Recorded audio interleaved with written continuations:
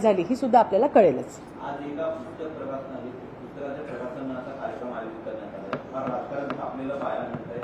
नरकांतला स्वर्ग या संजय राऊत यांच्या लिखित पुस्तकाचं प्रकाशन होते, कसं बघताय? खरं तर मी काल याच्यावरती बोलले की लेखकाचं नाव हे गटारातील अर्क असलं पाहिजे होतं। छत्रपती शिवाजी महाराजांचा सुंदर असा महाराष्ट्र आणि त्याला त्या ठिकाणी मनोहर कहानिया लिहून कुठेतरी नासवण्याचा प्रयत्न कोण करतंय, पण ते यशस्वी होणार नाही।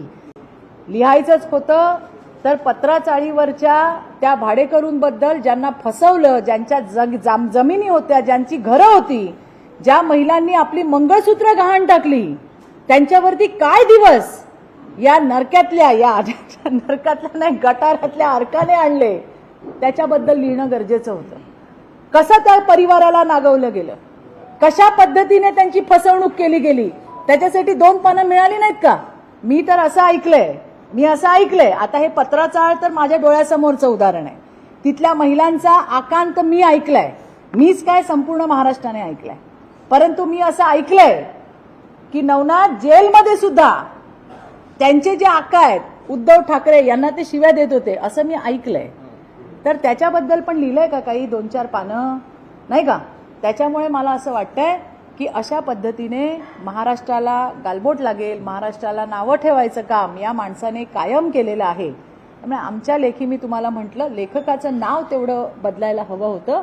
गटारातील अर्क हे नाव अगदी त्याला अप्रोप्रिएट असं आहे।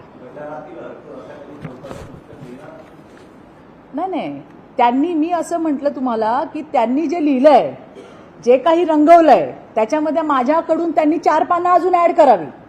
त्याच्यामध्ये पत्रवाला चाळ जी आहे त्यातले जे काही लोक होती राहणारी, त्यांचे जरा मनोगत जरा लिहून त्याच्यात दिले असते 2-2 पानं ऍड करून, तर ते जास्त बरं झालं असतं। गटारातील अर्क म्हणायचं कारण हे की जेव्हा तोंड उघडतो तेव्हा हा माणूस गटाराच ओकल्यासारखाच बोलत राहतो। सकाळी 9 वाजल्यापासून नावं ठेवणं किंवा एखाद्याला दूषणं देणं याच्या